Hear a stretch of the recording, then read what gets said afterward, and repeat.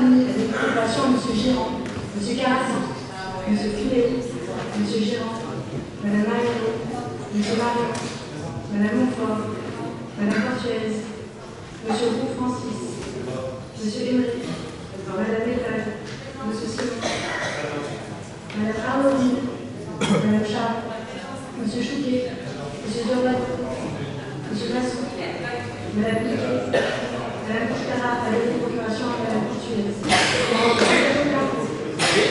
Chinet, M. Sulettini, avec des procurations à M. Laurent, M. Collin, M. Genceau, M. Militi, Mme Paganini Argelas, avec des procurations à M. Militi, Mme Saquin, Mme Torres, Mme Vincent, M. Albertini, Mme Gadiarni, Mme Laporte, M. Roux Bernard,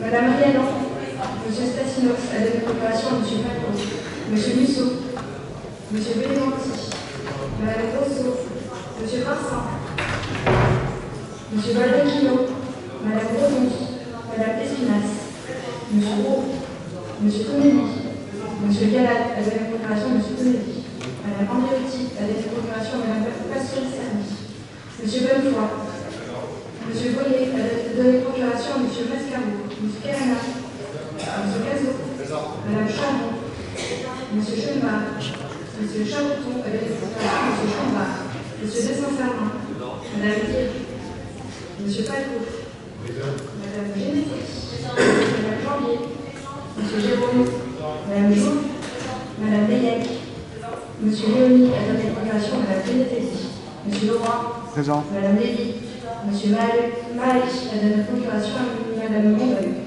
M. Mascaro, Mme Massy, Mme Mondeuil, M. Moreno, Mme Muscotti, M. Navarane, Mme Pasquale-Serni, Mme Tain, Mme Rousset, M. Tardy, M. Tanguy, Mme Turdat et moi-même. Bien, chers collègues, nous pouvons donc valablement délibérer. Je vais mettre au voie le procès-verbal de notre séance du 7 novembre 2022, ainsi que le compte rendu des décisions qui ont été prises depuis cette séance.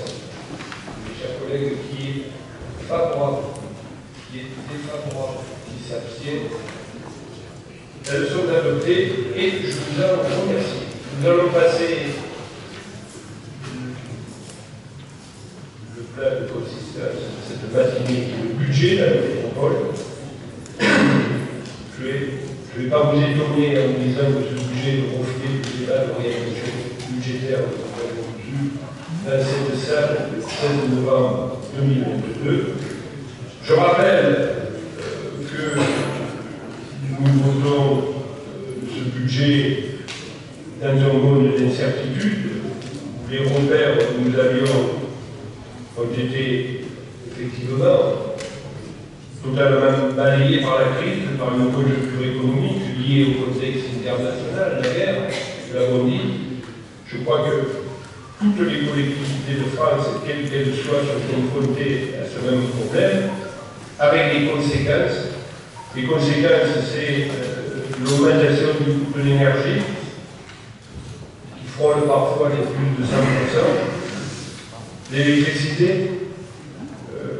l'augmentation de nos matières premières, nos achats, nous subissons finalement ce que l'ensemble des foyers de France subissent.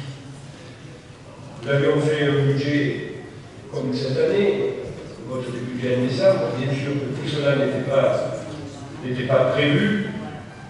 Nous avons aussi, nous l'avons dit dans le cadre du débat d'orientation budgétaire, où nous couvre l'évolution du point d'indice, ce qui est une bonne chose pour les fonctionnaires, mais on n'avait pas prévu dans le budget primitif, ça fait quand même 3,5 millions d'euros et demi de plus que ce que nous avons prévu. Vous voyez, il faut tout d'abord amortir toutes ces difficultés.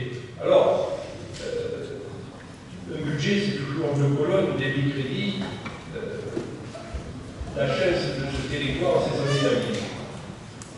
Parce que ce dynamisme nous a permis de recevoir 8 millions d'euros supplémentaires sur l'activité. d'activité locale qui se développe et qui s'est développée. Nous avons aussi, depuis des années, une gestion rigoureuse avec des résultats positifs des exercices précédents qui nous permettent d'amortir ces difficultés. Et tout cela se mesure par l'épargne. Écoutez,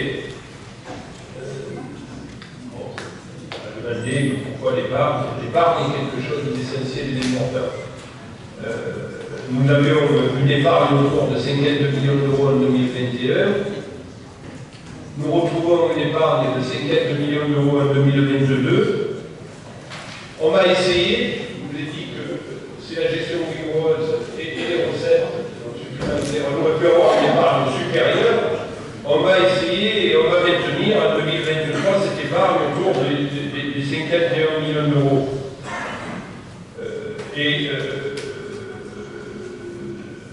Si nous l'espérons, on n'a pas de nouvelles mauvaises surprises avant de voter le budget supplémentaire, car c'est au budget supplémentaire qu'on peut basculer cette épargne dans ce qui est essentiel, c'est-à-dire l'investissement et l'équipement. Si on a une épargne importante qu'on bascule dans l'équipement et l'investissement, c'est notamment une empreinte que nous avons à faire.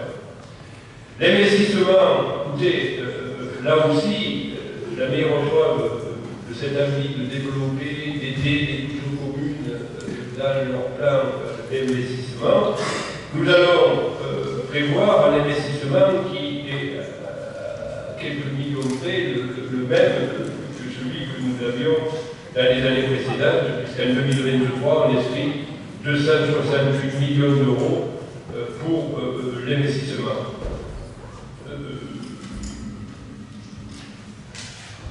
La dépense moyenne d'équipement sur le budget général est de 132 millions d'euros.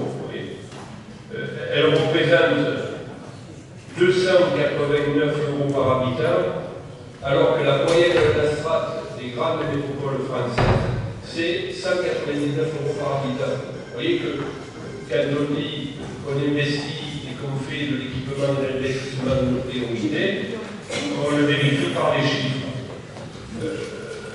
À cet investissement, certains, j'ai eu le débat dans ma collectivité, mais on ne dégage pas que 280 millions ou 132 millions d'euros d'investissement. Parce qu'à l'investissement public, il se greffer l'investissement privé.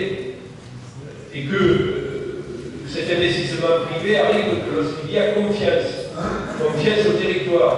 Nous, aujourd'hui, on peut dire que lorsque le public sur ce territoire, où que ce soit investi 1 milliard d'euros, le privé abonde à hauteur de 3 milliards d'euros, 3 fois plus. On a bon nombre de dossiers qui se font à travers le privé. Vous inciterez dans ma commune bon nombre des gros dossiers, comme vous êtes capable d'inciter sur vos communes. C'est ça aussi le fait de redonner confiance à un territoire et de créer une dynamique sur ce territoire. Voilà. Mes chers collègues, je tiens aussi à vous préciser que l'effort d'investissement ne se limite pas au budget principal, puisque nous avons ensuite tous les budgets annexes qui dégagent l'investissement. Par exemple, celui des transports va dégager un investissement de 35,4 millions d'euros. Ça va nous permettre d'acquérir des navettes maritimes supplémentaires, des bus propres supplémentaires, et avec ces acquisitions, on affiche aujourd'hui sur notre réseau, sur les 134 lignes de transport public sur l'ensemble de la métropole, 50% de la flotte et un bus propre. L'État dit qu'à l'horizon 2025, l'ensemble des flottes doivent avoir au moins 16% de bus propres. On est en 2022. Pour 2023, on aura 50% de bus propres. Donc, vous avez le budget de l'assainissement qui est de 31,7 millions d'euros. On va continuer à renouveler les réseaux. On va travailler à la réalisation de la station d'épuration de Porquerolles.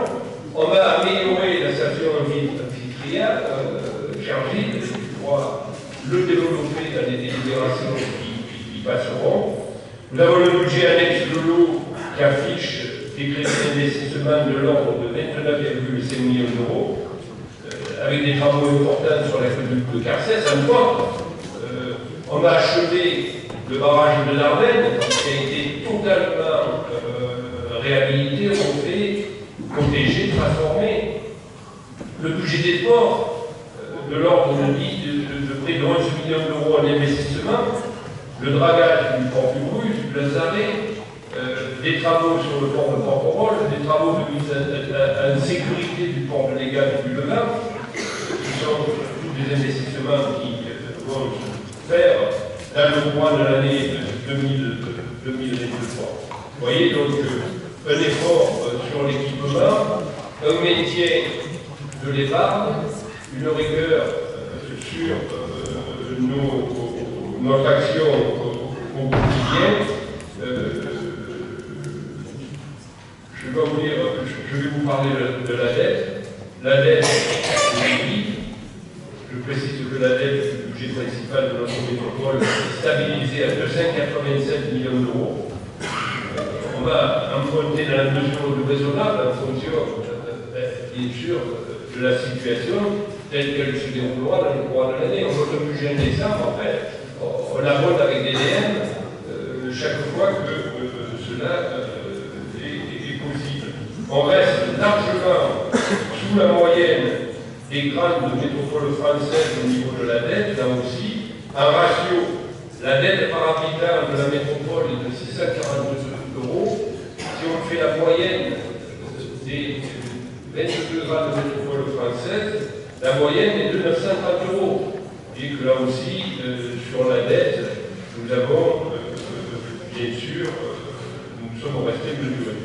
Voilà les grands chiffres du budget que je vais vous présenter, à votre vote.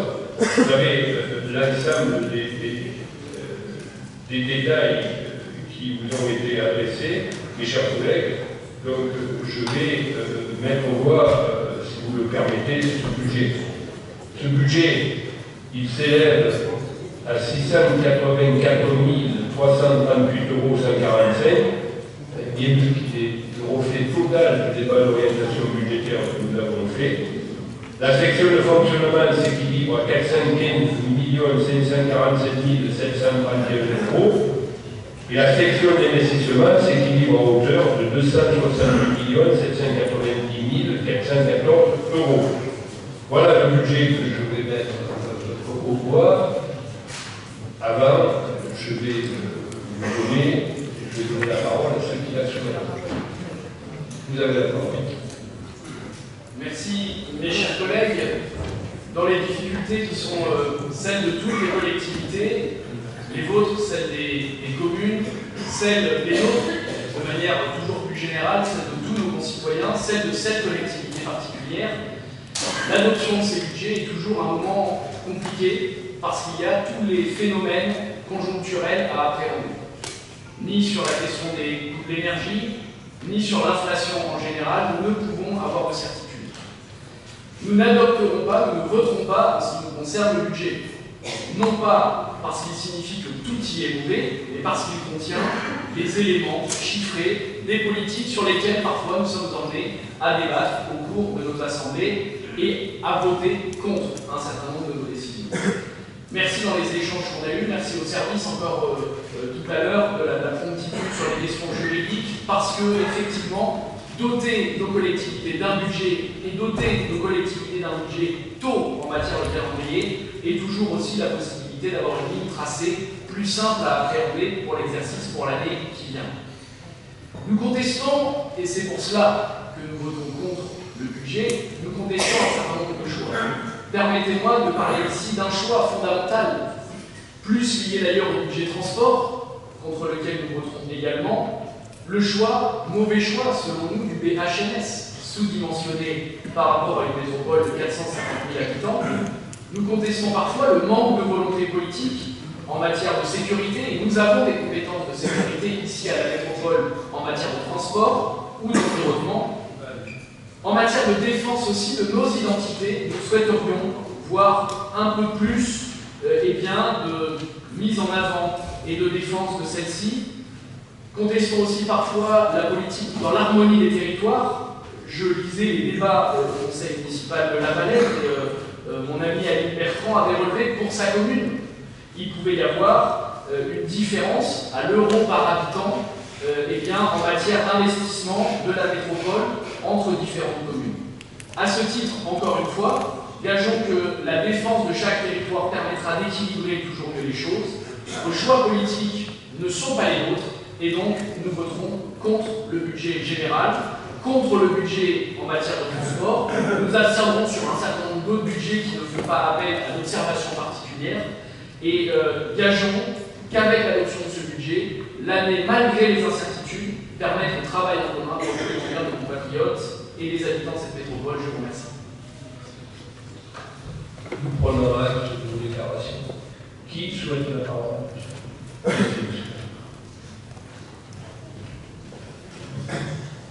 Monsieur le Président, chers collègues, on a beaucoup discuté effectivement pendant le débat et les propos sont un peu toujours les mêmes. Nous ne voterons pas pour ce budget, en particulier effectivement à cause du transport, toujours avec les habitants de France. C'est quand même regrettable et je pense que le transport en commun doit être beaucoup plus développé pour l'écologie, pour le manque d'investissement et pour la démocratie participative. Nous ne voterons pas pour ce budget. Merci. Merci, monsieur.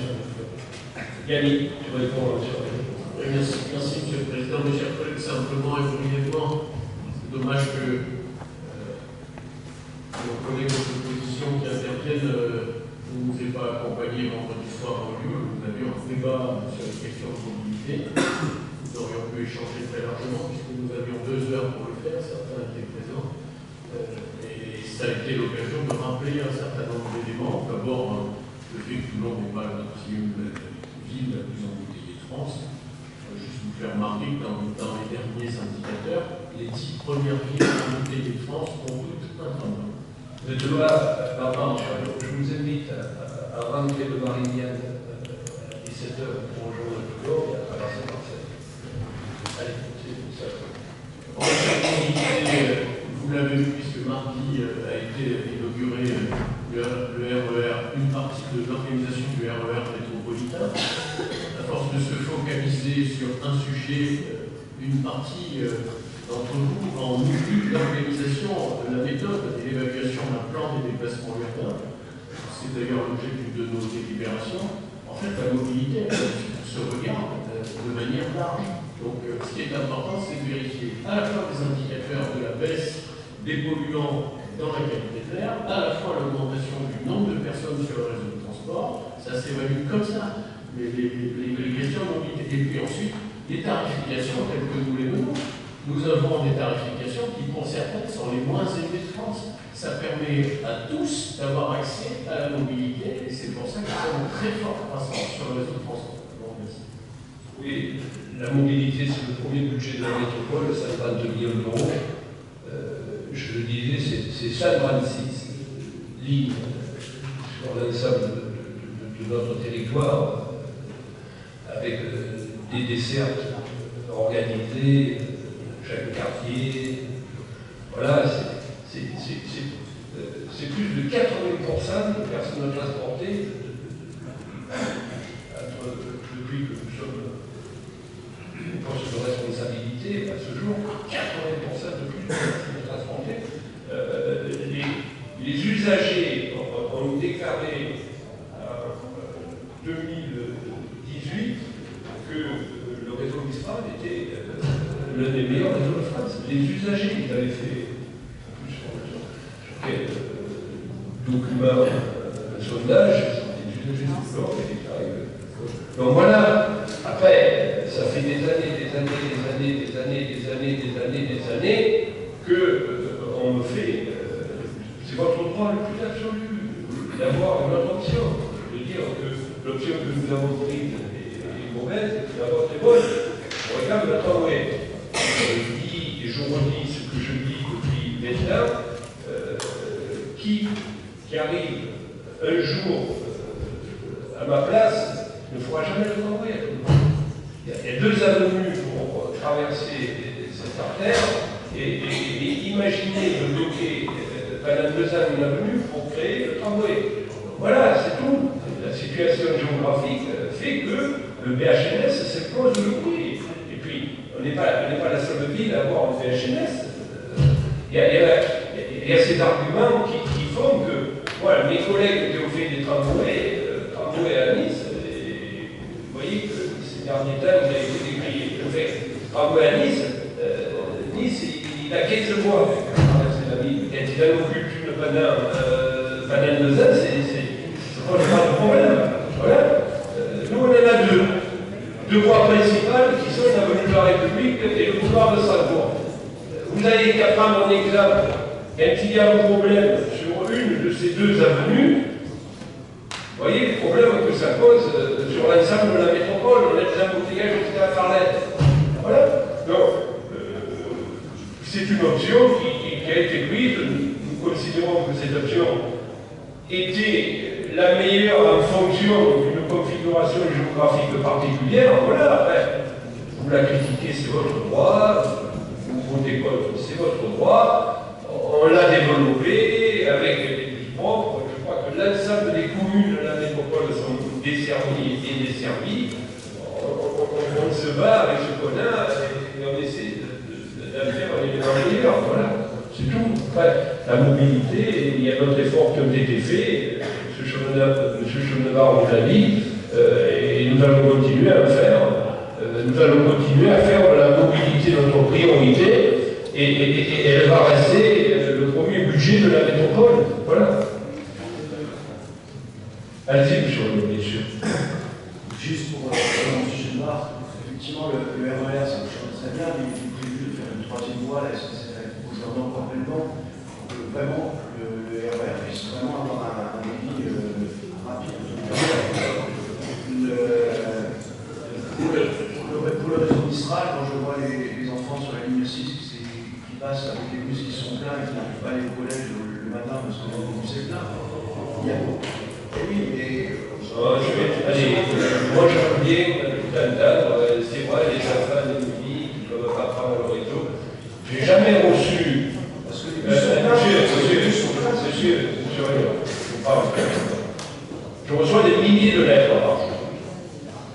Pas des lettres de des gens qui sont toujours contents. Ce qui est normal, on est là pour ça. Je n'ai jamais reçu une lettre de mes usagers se plaignant du réseau Mistral. Jamais. Et elles sont toutes notées depuis 22 ans que je suis à la mairie de Toulon. Vous pouvez aller les consulter. Je n'ai jamais reçu une lettre sur le réseau Mistral. Si j'avais laissé des enfants au bord de la route, croyez-moi, ça se serait su. On l'aurait publié, on nous épargnerait.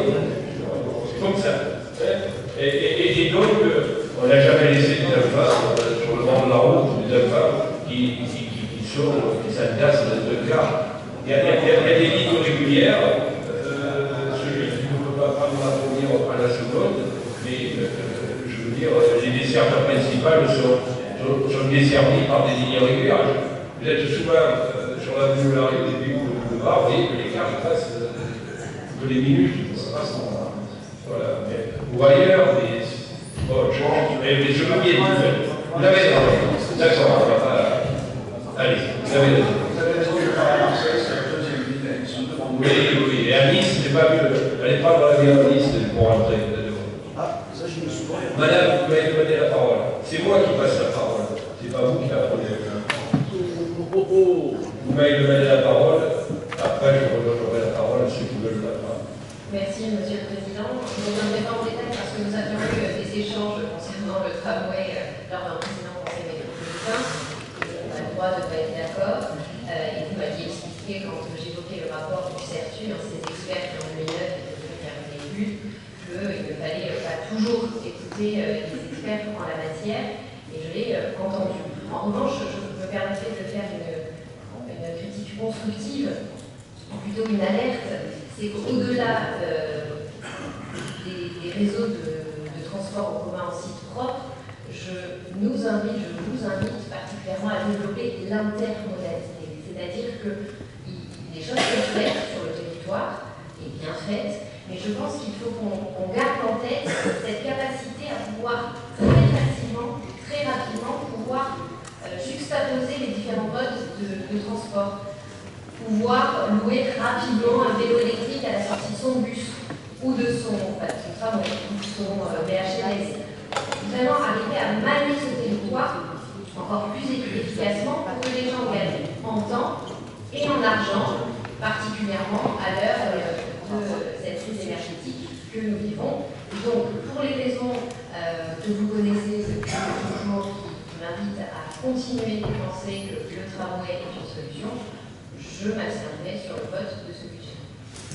Merci.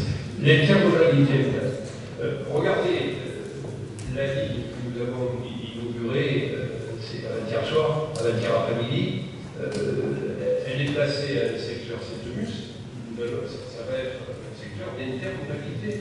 Lorsque Vinci aura terminé la mise de voies travaux, qui est un travail privé, mais c'est d'argent public privé remarquable.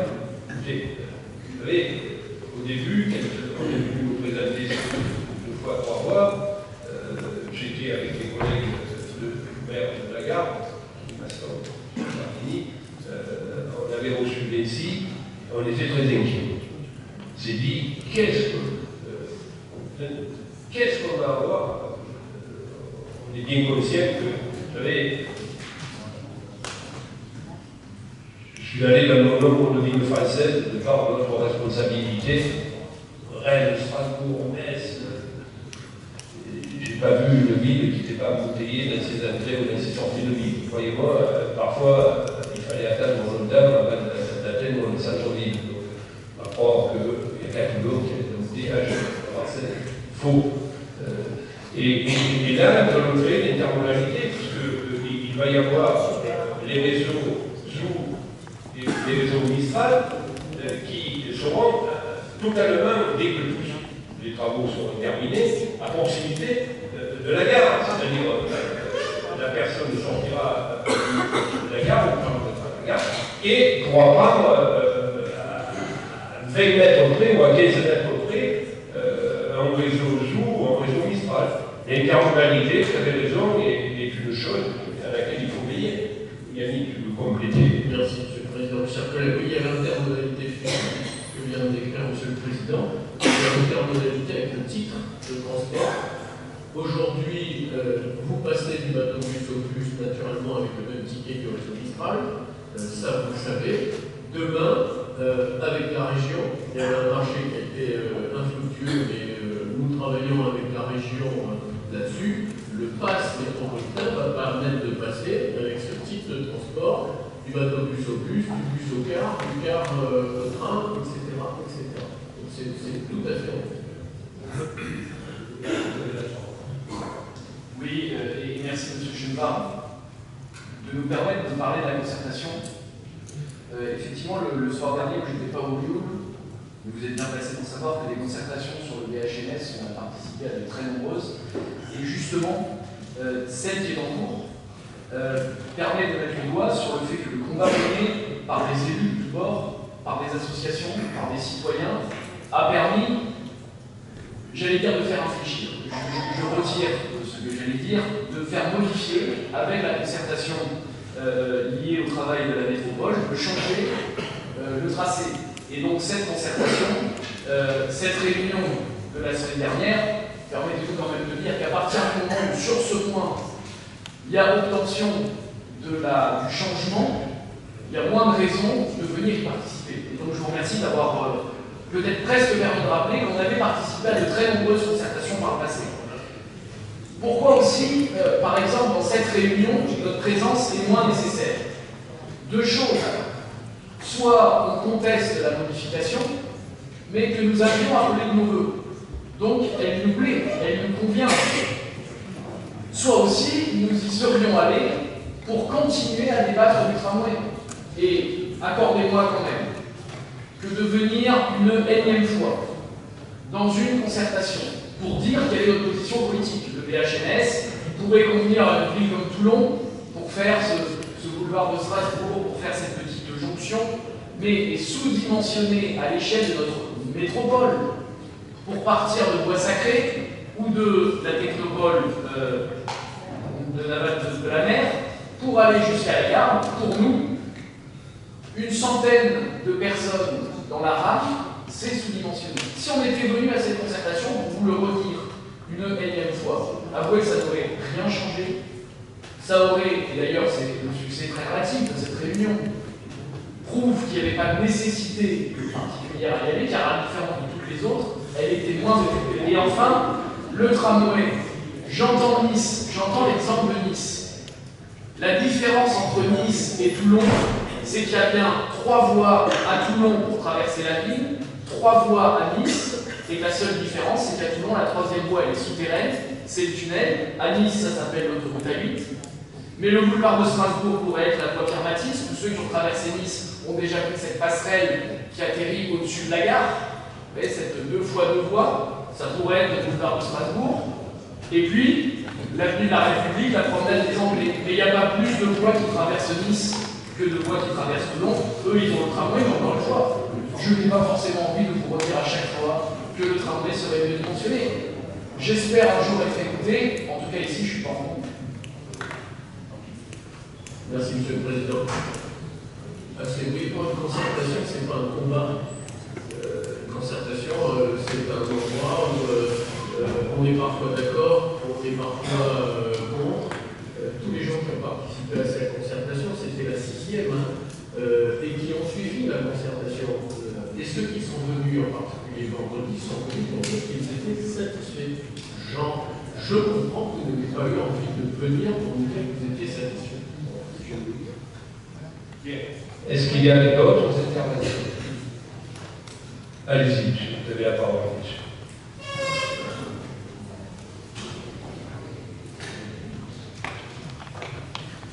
Oui, merci Monsieur le Président. J'entends avec plaisir Monsieur Schoenbach nous parler d'interconnexion et de modalités de mobilité, mais concernant hier, nous, le BHNS, on le verra beaucoup plus tard que les autres communes. C'est un constat, c'est la première chose. La deuxième chose, c'est que vous faites bien, excusez-moi de vous interrompre, il ne faut pas dialoguer avec vous, vous le dites. C'est comme le tramway. Je parle du tramway, j'ai vu le tramway qui vient hier à Toulon. Voilà, il faut relativiser les choses. C'est clair, quel que soit le titre. Malheureusement, c'est pas comme je parle. Et vous avez raison. quel que soit l'équipement, effectivement, j'ai la faiblesse de croire que malheureusement, l'éloignement de l'hier du centre névralgique qui est Toulon nous aurait exposé effectivement au même délai, que ce soit le seul par mois le BHNS sur le lycée. Mais j'en suis constat. Et lorsque j'entends la connexion, nous avons pour notre part, sur notre équipe, nous avons toujours le pôle multimodal qui sait que c'est bien avancé maintenant, et on peut vraiment s'en féliciter. Je remercie d'ailleurs la métropole d'être venue nous l'expliquer à la demande de notre maire. C'était utile, mais même si on peut quand même être insatisfait d'un certain nombre d'équipements, on vous a parlé, c'est M. Roy qui l'a fait, de la charge du réseau antérieurement positionnée entre Toulon et hier notamment. Il manquera cette seconde voie, pour un certain nombre d'experts, auquel je n'appartiens pas. Je me fais simplement le porteur de ce message qui est effectivement technique. La SNCF nous assure aujourd'hui que le réseau pourra absorber ça avant et que cette deuxième voie dans l'impasse qu'hier est inutile. Très bien, on en prend acte, mais nous sommes beaucoup en montée et des beaucoup plus compétents que là, c'est la première chose, mais le pôle multimodal a été pensé sans ça. On est pour autant ravis de l'avoir, si tant est que ça démarre quand même assez rapidement maintenant, c'est la première chose. La deuxième chose, c'est que on parle d'interconnexion, mais nous, notre gare n'est toujours pas connectée avec notre aéroport et avec l'aéroport de la métropole. Donc, qu'en est-il? J'ai vu avec aussi beaucoup de satisfaction le contrat que vous avez signé avec la région, où est particulièrement ciblé sur les 78 millions alloués dans ce contrat très important pour un certain nombre d'équipements, de reverdissement, d'équipements qui vont dans le sens de l'écologie et du développement durable.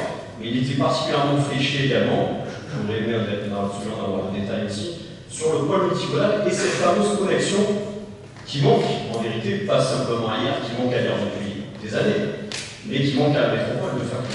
Voilà, je vous remercie d'apporter une question aussi. Tout à fait. Vous savez très bien que le projet multimodal hier est une priorité.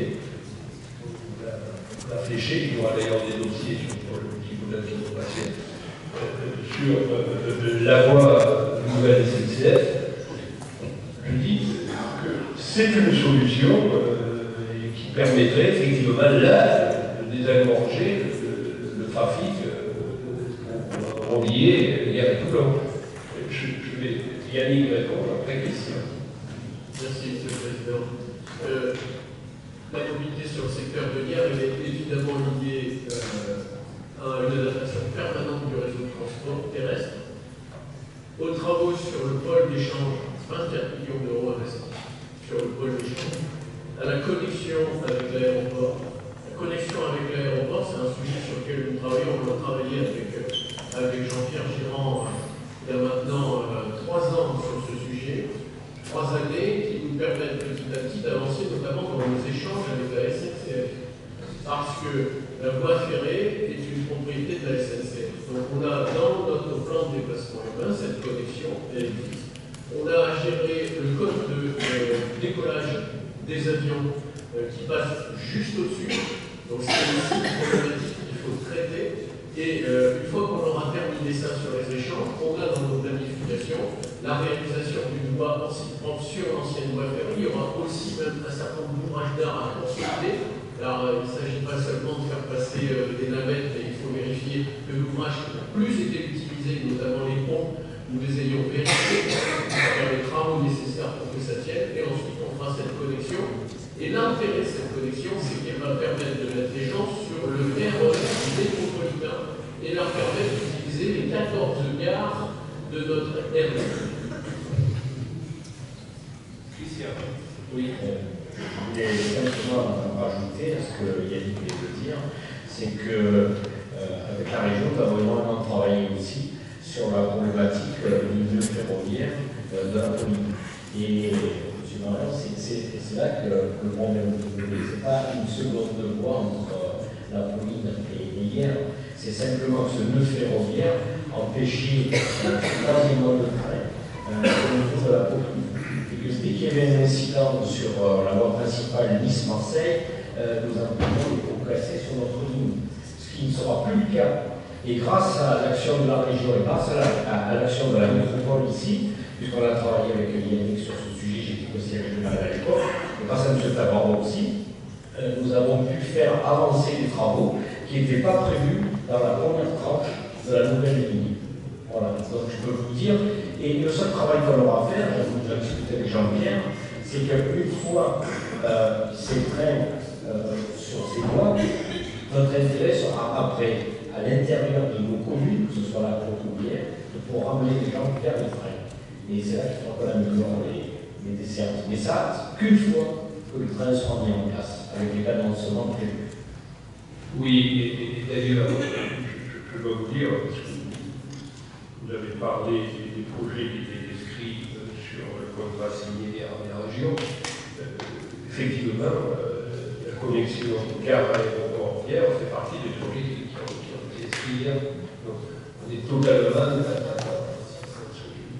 cet esprit, sur le multimodal. Voilà. Jean-Pierre, bien sûr. Monsieur le Président, simplement pour profiter du débat, pour rappeler à l'Assemblée, en cette autorité, ce que je dis en permanence à l'ODGA chargé du dossier.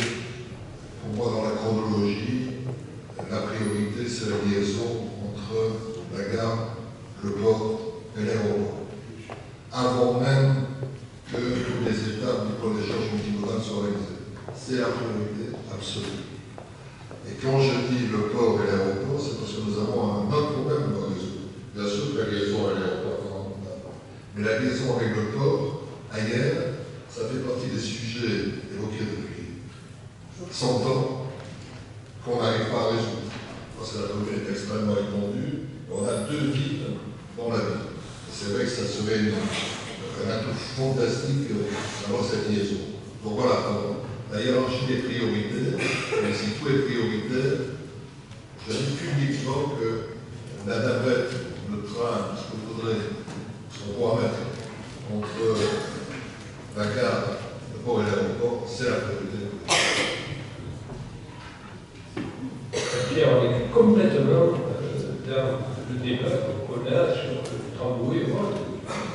faut tenir compte de la situation géographique de chaque commune. Je viens de parler de la priorité entre la gare et le port, effectivement. Voilà. Donc, il y a qu'à Faucon, c'est bien, mais après, chacun a une situation géographique particulière et chacun a ses priorités. Effectivement, entre la gare et le port, si on arrive à avoir une ligne qui fonctionne régulièrement, ça va totalement désengorger le trafic important qu'il y a, parce qu'il y a la gare au port, mais du port on va aussi à Fondue. Donc il y a toutes ces voitures qui partent sur les îles, qui partent de la Fondue, qui viennent encore grossir ce trafic-là. Voilà.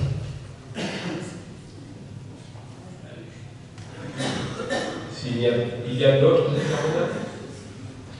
S'il n'y a pas d'autres intervenants, mes chers collègues, je rappelle que je vais mettre au voie le budget de la métropole pour l'année 2023. Il s'élève à 684 338 145 euros, tant dans dépenses 47. La section de fonctionnement s'équilibre à 415 747 732 euros. Et la section d'investissement s'équilibre à hauteur de 268 790 414 euros. Chers collègues, qui est pour adopter ce budget? Qui est contre? Qui s'abstient? Il est adopté et je vous en remercie. Maintenant, il reste à se mettre au travail. Ça perd votre moment. Voilà.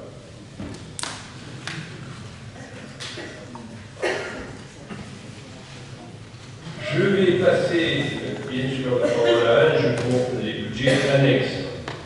Je la parole pour le 02. Monsieur le Président, chers collègues, c'est le budget annexe transport qui s'équilibre en fonctionnement à 84 336 900 euros, l'investissement à 35 435 euros.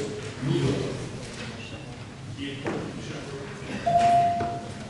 pour, je répète, qui est contre, qui s'abstient. Il est adopté, je vous en remercie. Le parc d'activité de Saint-Mandrier. Il y a un problème. Pardon. Excusez-moi, je suis troublé. Excusez-moi, qui s'équilibre en fonctionnement à 1 602 670 euros et d'investissement à 723 200 euros. Qui est pour, contre, abstention. Le 4. Le budget annexe espace d'activité entrepreneuriale, innovante et universitaire s'équilibre en fonctionnement à 2 878 429 euros et un investissement à 10 201 600 euros. Qui est pour, contre, abstention, adopté, je vous en remercie. Le suivant, le 5. Le budget annexe aménagement des zones d'activité économique qui s'équilibre en fonctionnement à 12 170 000 euros et un investissement à 6 085 000 euros. Qui est pour, contre, abstention, il est adopté. L'assainissement s'équilibre en fonctionnement à 24 313 000 euros et un investissement à 31 732 000 euros. Qui est pour, contre, abstention, il est adopté, je vous en remercie. Le suivant, l'assainissement. L'assainissement non collectif s'équilibre en fonctionnement à 31 500 euros, nous n'avons pas d'investissement. Qui est favorable, défavorable, abstention, il est adopté. L'eau, lui, s'équilibre en fonctionnement à 22 500 euros et un investissement à 29 500 euros. Qui est pour, contre, abstention, il est adopté. Le 9. Budget d'export métropolitain s'équilibre en fonctionnement à 9 127 110 euros et un investissement à 10 742 280 euros. Qui est pour, contre, abstention, il est adopté. Je vous en remercie. Le suivant, le 10. Budget annexe Toulon Port de Commerce s'équilibre en fonctionnement à 7 129 100 euros et un investissement à 9 723 525 euros. Qui est pour, contre, abstention, il est adopté. Je vous en remercie. Le suivant, budget annexe parking métropolitain qui s'équilibre en fonctionnement à 1 523 500 euros et un investissement à 1 322 500 euros. qui est favorable, Défavorable. Abstention. Il est adopté. Je vous en remercie. La 12. Il s'agit de la répartition de la dotation de solidarité communautaire. Le montant global s'élève à 3 600 000 euros. La ratification par la loi. Qui est favorable? Qui est défavorable? Qui s'abstient? Elle est adoptée. La 13. C'est vous, Monsieur le Président. Oui, je vais la présenter.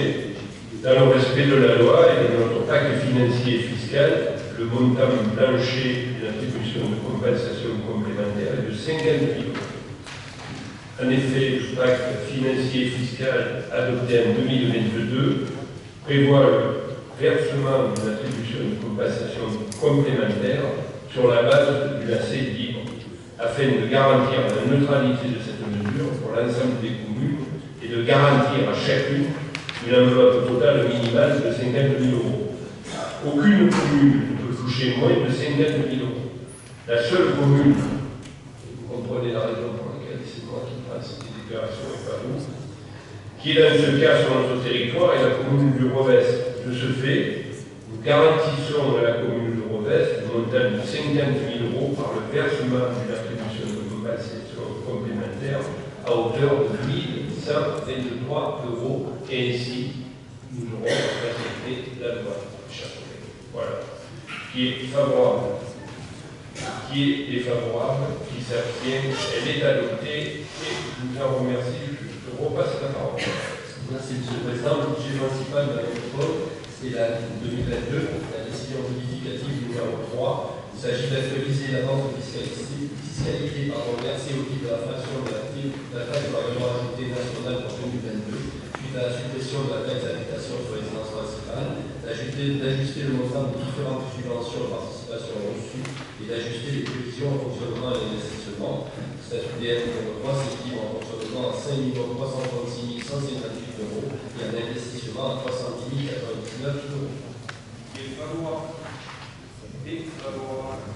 Abstention, c'est adopté. Nous passons à la suivante, la 15. La délibération modificative numéro 3 du budget annexe transport à l'exercice 2022. Il s'agit de prendre en charge l'augmentation de la subvention forfaitaire d'exploitation versée aux délégataires suite à l'impact financier de l'avenant du cadre et aux révisions de prix qui constituent des dotations aux provisions de risque, des charges et aux dépréciations de l'actif circulant. S'équilibre en fonctionnement à 5 332 649 euros et un investissement à 2 931 300 euros. Qui est favorable? Défavorable. Abstention. La délibération décision modificative numéro 2 du budget annexe assainissement. Il s'agit de diminuer la section d'investissement pour équilibrer la section pour permettre de constituer des provisions pour litiges contentieux et pour dépréciation des contrôles de redevance.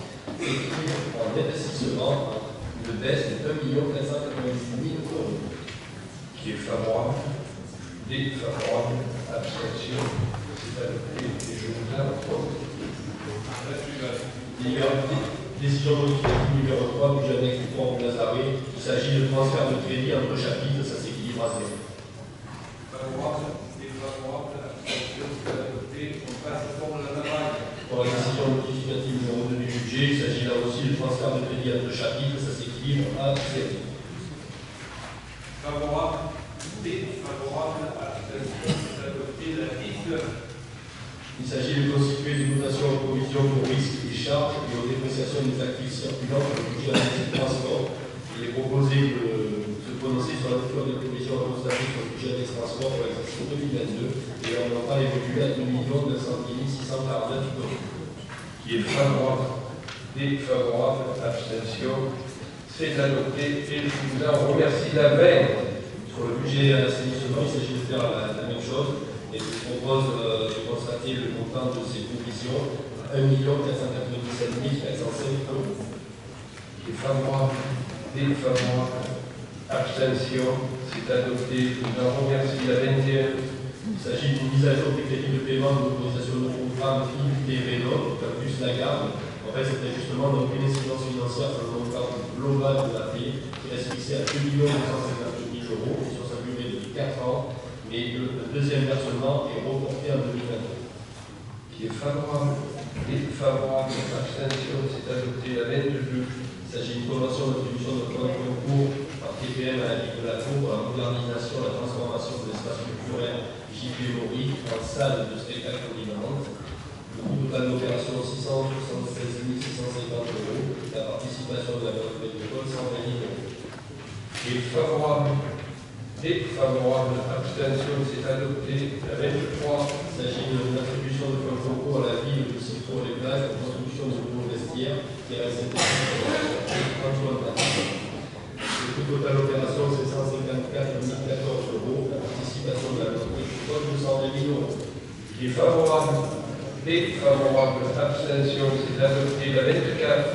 Il s'agit d'une modification de la libération numéro 22 0649, article 5. Pour l'adoption des tarifs 2023 de la taxe de séjour métropolitaine, il est nécessaire de modifier le montant de la taxe additionnelle à 0,20 € et le tarif taxe à 2,16 € pour la catégorie d'hébergement des hôtels de tourisme 4 étoiles, résidence de tourisme 4 étoiles, meublé de tourisme 4 étoiles.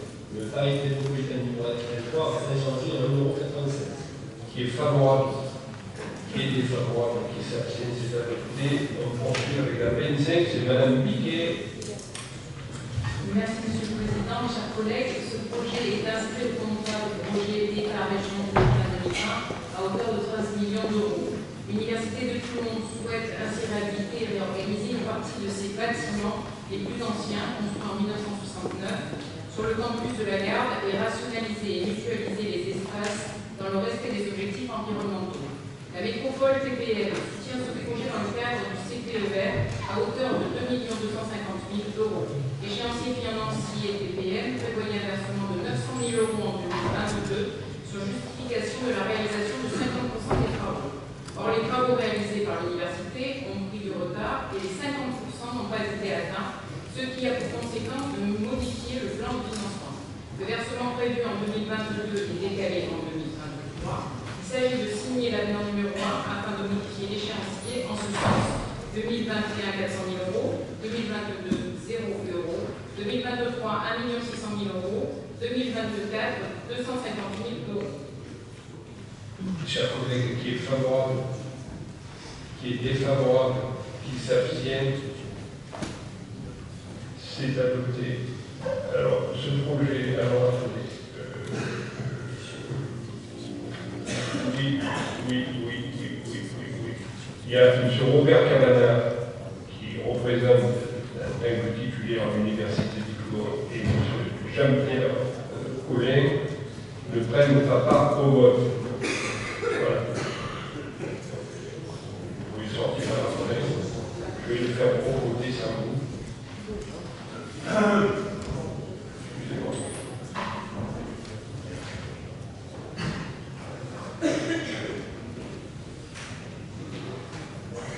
Je refais voter ce dossier 25 présenté par Mme Piquet, qui est favorable, qui est défavorable, qui s'abstient.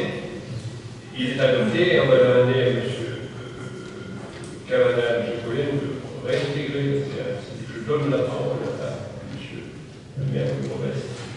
Merci, M. le Président. Il s'agit du rapport d'activité de délégation de service public du crématorium de la Seine-sur-Mer pour l'année 2021. Le 1er septembre 2011, la ville de la Seine a confié par contrat de concession à la SNCF dans le cadre d'une procédure de délégation de service public la conception, le financement et la construction de crématorium d'équipement, ainsi que la gestion et l'utilisation du crématorium sur une durée de 25 ans. Le rapport de 2021, qui est la 8e année d'exploitation de l'ouvrage, fera apparaître que le délégataire exploite le service conformément au contrat signé. Une redevance totale de 205 954 € a été versée à la métropole TPM sur l'exercice 2021. Qui est favorable, défavorable, abstention, c'est adopté. Je vous en remercie. Je poursuis par l'actualisation du tableau d'effectifs. Oui, il est nécessaire de procéder à la mise à jour de l'actualisation du tableau des besoins liés à l'évolution de la métropole, des besoins spécifiques au sein du conservatoire, et notamment aux emplois de chargé de réalisation de travaux de voirie et réseaux divers, de techniciens gestionnaires des incidents et des problèmes, et d'un enseignant en discipline d'intervention en milieu scolaire. Qui est favorable, qui est défavorable, qui s'abstient, est adopté et je vous en remercie. Le 28, il s'agit de la création d'un environnement permanent pour mener à bien l'élaboration du plan local d'urbanisme intercommunal. Il est nécessaire de recruter quelqu'un, la durée est estimée à 5 ans, et dès la fin de la mission, qui sera adopté à ce moment-là, s'achèvera la mission. qui est favorable, qui est défavorable, qui s'abstient, c'est adopté. Je vous en remercie. La 29. Il s'agit de définir l'extension des missions du conseiller technique à l'aménagement et planification urbaine dans le cadre de l'élaboration du PLUI. Les missions du conseiller technique par l'échelon sur le territoire sont retenues des activités suivantes: l'assistance, l'analyse urbanistique, l'accompagnement de la démarche, la participation à diverses réunions, la participation au jeu du directeur de projet, l'assistance pour la définition des résultats opérationnels, l'analyse des bilans d'aménagement, les conseils dans le cadre de la mise en œuvre d'une stratégie foncière d'accompagnement du projet économique. Le besoin global est estimé à 10 vacations ou plus par mois, et d'en préciser qu'une vacation correspond au jour de travail de 7 heures. C'est très technique. Mesdames et messieurs, il faut s'informer de techniciens de qualité. Qui est favorable, qui est défavorable, qui s'abstient, c'est adopté, et je vous en remercie. Je poursuis. Il s'agit d'adopter le schéma de promotion des achats publics socialement et écologiquement responsables pour notre métropole. C'est une nécessité légale, mais c'est une volonté de la métropole. Vous avez la parole. Oui, je vous remercie, mes chers collègues. Ce schéma de promotion des achats publics socialement et écologiquement responsables va dans le bon sens. Il est une obligation, mais il permet aussi de lister à la fois les efforts qui sont faits dans les marchés publics passés, voire dans la réflexion de marchés publics futurs, parfois pour adapter aussi nos critères. S'il va dans le bon sens, permettez-nous de rappeler simplement ici le désastre en fait, auquel il répond. Pourquoi est-ce qu'on nous impose de délibérer sur ce type de sujet, alors même qu'ils vont, j'allais dire, dans le sens de la logique que tout être humain chercherait, et c'est simplement pour répondre à une difficulté qui a été le désastre qu'a imposé la libre circulation des marchandises, des biens, la libre concurrence internationale, d'abord européenne, mais aussi internationale. Tout le monde peut répondre de manière obligatoire à nos appels d'offres, on ne peut pas les limiter à un territoire, qu'il soit local ou national, ou même au traité de libre-échange, puisque on continue d'importer sans condition des produits que nous serions, que nous sommes et que nous produisons dans des conditions sociales et écologiques bien plus respectueuses de notre société que beaucoup de pays. C'est aussi pour nous l'occasion de rappeler le désastre de la métropolisation. Je ne dis pas que la métropole TPF est un désastre.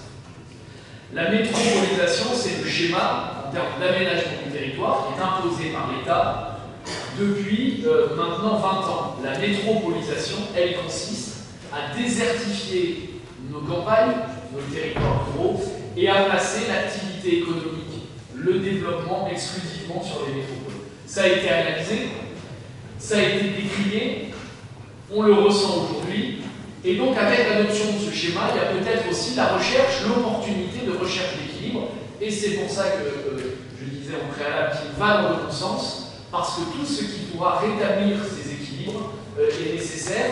La métropolisation n'a pas représenté un progrès économique, sauf pour les métropoles. Elle a conduit à la standardisation des modes de vie, à la compétition permanente, à la financiarisation de l'économie. Si nos métropoles se donnent de ce type de schéma, c'est peut-être aussi de reconnaître implicitement que ce qui a été fait jusqu'ici, non pas forcément dans notre collectivité, mais globalement, a été imposé par des dogmes d'ultralibéralisme et d'allégeance à un système que vous avez par nos centrales politiques beaucoup soutenu. Si ça va dans le bon sens et s'il n'est jamais tard pour mieux faire, et bien gageons qu'avec ces améliorations, et en tout cas ces schémas, on pourra mieux flécher les efforts de toutes nos collectivités et donc de la nôtre. Merci. Nous prenons acte de vos propos. Qui est favorable, mes chers collègues, sur ce dossier, qui est défavorable, qui s'abstient, il est adopté et je vous en remercie pour poursuivre. Dans la commune si pour les plages, il s'agit d'une demande de concession d'utilisation du domaine public maritime de la plage de Seconde-Grâce, de délibération annule et remplace la délibération du Conseil métropolitain du 21 février, qui est favorable, 2021, pardon, du 16 février 2021, qui est favorable, qui est défavorable, qui s'abstient. Alors attendez, là aussi, pour la prochaine, celle-là est votée. Mais pour la prochaine délibération, il est demandé aux représentants suivants de quitter la salle, Madame Pasquale Cerny, Audrey, Franck Fouquet, Moreno Christophe, Urbain Magali, Mondo Valérie et Pelle Virginie.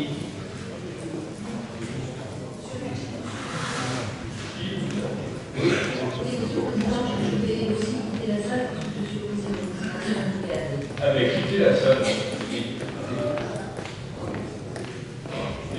Vous n'étiez pas compté dans les... Oui, c'est vide, c'est vide. Oui, quitte. Là, c'est pas pareil, c'est la métropole. Je dis pour la vie. Et tu as envie de quitter la salle, quitte la... Alors, la métropole n'avait pas fait d'erreur. Oui, oui, oui. On a quand même public de la salle.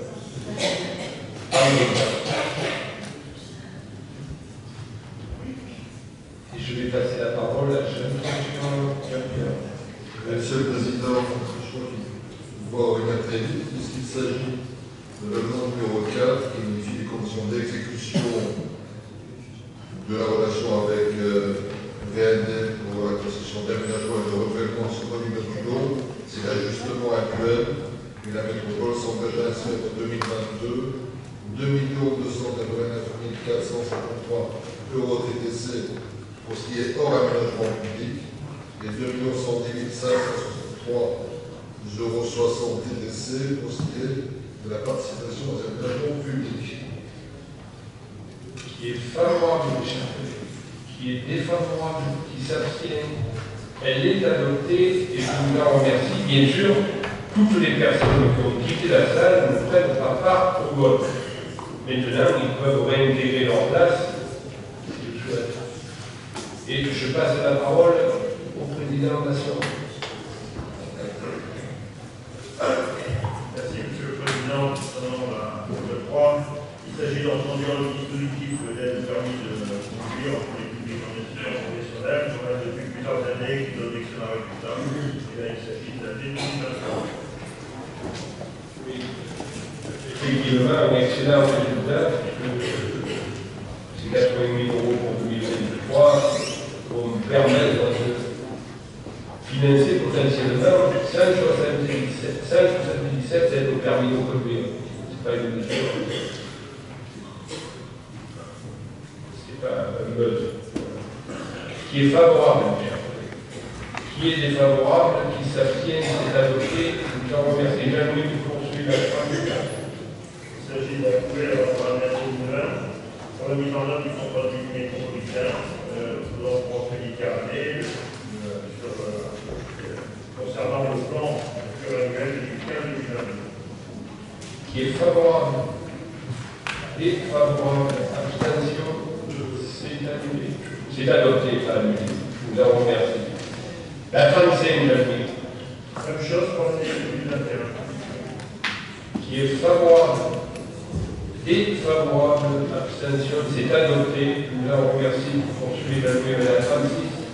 Il s'agit d'adopter le rapport 2015-2022 dans sa totalité concernant le contrat communal. Qui est favorable, défavorable, abstention, c'est adopté. Je vous en remercie. On poursuit avec la 37. Oui, il s'agit donc du fait que les consommations de crédit en 2020 n'ont pas été consommées, de décaler les besoins des crédits des années suivantes et donc de revendiquer les enveloppes prévues. Qui est favorable, défavorable, abstention, c'est adopté. Je vous en remercie. Jean-Louis de la 38. Il s'agit du bilan de la conservation de programmes de renouvellement urbain d'intérêt régional du centre-ville de la Seine-sur-Mer, et étant donné que la concertation a eu lieu du 1er juillet au 30 septembre 2022. Qui est votre temps des abstention. C'est adopté. Je vous en remercie. La 39, le bien chez soi. Il s'agit d'approuver l'opération bien chez soi, la politique d'accompagnement à la rénovation de l'habitat des propriétaires occupants bailleurs relevant des plafonds radars pour l'année 2023. Qui est favorable, mes chers collègues, et favorable à l'abstention, c'est adopté. Je t'en remercie, cher Président, et je donne la parole à Madame Piquet, maire de la ville de la Seine. Merci, Monsieur le Président. Chers collègues, la délibération du bureau communautaire du 27 août 2012 avait fixé les 3 grands axes de l'enseignement supérieur et de la recherche, ESR. Renforcer l'attractivité du territoire pour les étudiants, dynamiser l'offre de l'enseignement supérieur et des activités de recherche, communiquer et coopérer autour d'une identité forte. S'en est suivi la constitution d'un profil chargé de définir une feuille de route visant à renforcer l'attractivité du territoire par l'ESR. Aujourd'hui, dans le cadre de cette stratégie commune et dans une démarche partenariale forte, les établissements d'enseignement supérieur ont collaboré à l'élaboration du présent schéma métropolitain. Ce dernier est en adéquation avec le schéma régional d'enseignement supérieur, recherche et de l'innovation, ESR, qui sera adopté en décembre 2022. Le schéma métropolitain poursuit 4 grandes ambitions: améliorer l'orientation des lycéens vers l'ESRI métropolitain, développer un lien privilégié avec l'ESRI et les entreprises du territoire, créer des échanges entre la recherche et les acteurs économiques et promouvoir l'ESRI métropolitain au niveau national et international. Il s'agit d'adopter le schéma métropolitain de l'enseignement supérieur, de la recherche et de l'innovation. Je mets à votre vote, mes chers collègues, qui est favorable à ce schéma, qui est défavorable, qui s'abstient. Il est adopté. Je vous en remercie. Alors, pour la prochaine délibération, il est demandé à nos collègues Joseph Mouti et Bernard Roux, de son suppléant, de ne pas prendre au vote et de sortir de la salle. Avant que je donne la parole à M. Cavana. Robert, la parole. Merci, Monsieur le Président. 3 délibérations pour désigner des représentants de la métropole au sein de 3 structures de l'université. La première, c'est l'école de l'université. Il vous est proposé comme candidature M. Pinetti comme titulaire, M. Roux comme suppléant, et si tout le monde est d'accord, nous allons conseiller à main levée. Qui est favorable, à main levée. Qui est défavorable, qui s'abstient, ils sont élus et je vous en remercie. Pardon, qu'est-ce que j'ai fait? Je voudrais juste vous appeler, si vous êtes favorable à ce vote à main levée. Oui, favorable au vote à main levée. Vous avez raison. Qui est favorable au vote à main levée. Alors, je vais proposer maintenant à main levée cette élection qui est favorable, qui est défavorable, qui s'abstient, sont élus, je vous en remercie. Alors, là aussi, Bernard, c'est fait. Pour la prochaine délibération, en demandant à M. Minuti et Bernard Roux de réintégrer leur place, il est demandé à Marie-Hélène Charles et à Sylvie Laporte, sa suppléante, de ne pas prendre par vote et de sortir de la salle. Allez, Robert, je te passe. Il s'agit cette fois de proposer 2 représentants de la métropole à l'université en CETEC, Mme Charles titulaire et Mme Laporte suppléant. Si tout le monde est d'accord, nous voterons à main levée. Est-ce qu'on peut voter à main levée? Favorable, défavorable, abstention. Nous votons donc à main levée, qui est pour, qui est contre, qui s'abstient. Ils sont proposés, donc élus. Je vous en remercie. Alors là, il est demandé, pour la prochaine délibération, il est demandé à Nathalie Piquet, le maire de la ville de la Seine, et à Mme Curbat de ne pas prendre le vote et de sortir de la salle.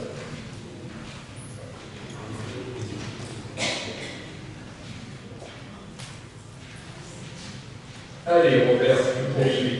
Il s'agit de la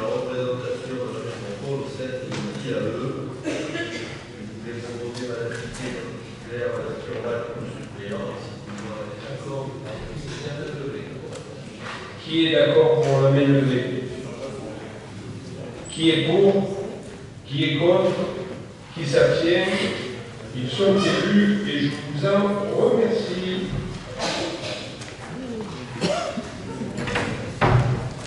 Allez, on va demander à Madame le maire Magali Fontaine de réintégrer leur place et je repasse la parole à M. Busseau, le maire de la ville de Mauvaise. Monsieur le Président, chers collègues, il s'agit du rapport d'activité de délégation de service public très haut débit pour l'année 2021. Nous avons confié en 2011 à THD 83. Le réseau TPM THD 83 dessert aujourd'hui 63 des 65 ZAE et 186 publics et stratégiques. Universités, lycées, collèges, hôpitaux, mairies. Le rapport 2021 a été présenté à la commission consultative des services publics locaux. Je propose qu'on débatte si vous le souhaitez. Il est proposé, mes chers collègues, de prendre acte de la remise annuelle du rapport 2021 de la société THD. Je vais vous demander de voter pour accorder que vous avez pris acte de ce rapport. Qui a pris acte de ce rapport? Pour? Contre? Pas de remarques autres. Nous avons tous pris acte. Je vous en remercie. Alors, pour la prochaine délibération, il est demandé à nos conseillers régionaux de ne pas prendre le vote et de sortir de la salle. Donc, M. Paulet Jean-Pierre, Mme Chambon-Josie, Marie Mohamed, Marie-Laure, Navarra Namouri, Père Virginie et Stanislas Hervé sortent de la salle. Et je passe la parole à Ange Lefranc. Merci, M. le Président. Il s'agit de la convention d'application du schéma régional de développement économique, d'innovation et d'internationalisation 2022-2028 avec la région Sud-PACA, fixant les conditions d'intervention complémentaires dans le cadre de l'octroi des aides économiques. Vous autorisez à le signer. Qui est favorable, qui est défavorable, qui s'abstient, qui est adopté. Nos élus peuvent reprendre leur place si le souhaitent. Et je poursuis par la 46. Il s'agit du fonds de soutien à la production cinématographique, audiovisuelle et nouveaux médias. C'est la modification du plan d'intervention et modalité d'attribution des aides, notamment la suppression des montants planchers, la réévaluation des montants plafonds et la différenciation entre Filière TV et série TV. Au regard de la concurrence importante entre le territoire en matière d'accueil de tournage, il est semble opportun d'augmenter la dotation financière d'investissement du fonds de 100 000 à 130 000 euros. Qui est favorable, qui est défavorable et qui s'abstient, c'est adopté. Question, le maire de la Cour, M. Simon, la parole. Monsieur le Président, chers collègues, nous avons tout un tas de délibérations qui sont des délibérations de mise à jour d'autorisation de programme. Il faut les passer, voilà. Il faut les voter individuellement. Non, mais c'est tout les autorisations de mise à jour de programme. Alors, on va les voter individuellement, que nous permettre d'aller assez vite quand même. Bien sûr. La présentation. Je vous dirai simplement lorsqu'il y a un changement sur les finances et la durée. Voilà. Donc la première, c'est la 47, Monsieur le Président. Donc c'est pour la place Émile Claude, place Martin Ducourget et place d'Armes. C'est prolongé d'un an, soit au total de 5 ans. Le montant reste inchangé, 8 360 000. Qui est favorable, qui est défavorable et qui s'abstient, c'est adopté. Je vous en remercie. La suivante, la 48. La 48, c'est le chemin de Tombouctou. Tout proche de là. Voilà, il s'agit de prolonger et ça reste fixé à 3 millions d'euros. Qui est favorable, qui est défavorable, qui s'abstient, c'est adopté. La 49, c'est la opération de reconversion du site de chaque lycée. C'est le montant global d'autorisation du programme qui fixe à 39 735 000 qui reste inchangé. Il a duré 2 ans pour changer le programme. Qui est favorable, défavorable, abstention, c'est adopté. La 50, c'est le quartier de la Crestade, de la Paglière, un mouvement de crédit, aucune incidence financière, c'est 1 million d'euros, ni sur la durée, c'est simplement du calage sur la durée. pour voter l'autorisation du programme qui est fixé quand même à 5 millions d'euros, qui est laissé à 5 ans. qui est favorable, défavorable, abstention. C'est quelque chose de complet pour plusieurs chantiers, Château-Bouillard, le Hippodrome, le Grand humanitaire éternel, l'Unicapiscine, des choses a fait le Arc-en-Bouillard, donc c'est un total de 7 400 000 qui reste inchangé, là tout a augmenté de 2 ans, porté à 7 ans de 2021 à 2025. Vous voyez le problème, voilà, vous bien sûr, et tous ces dossiers. Quand, en matière publique, parfois, nous, chers collègues, on a tous le même problème. Les gens s'imaginent que le jour où on décide de faire un projet, au jour où on le fait, ça va aller vite.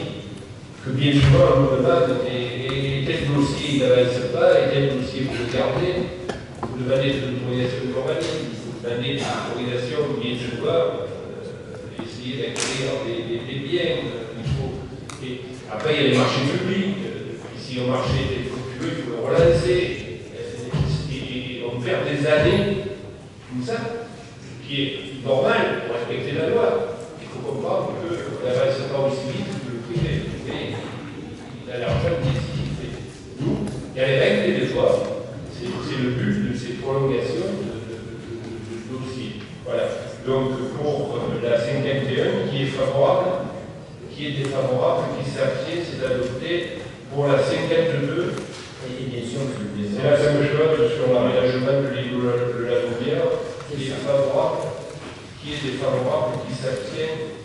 Le bassin de rétention, 3.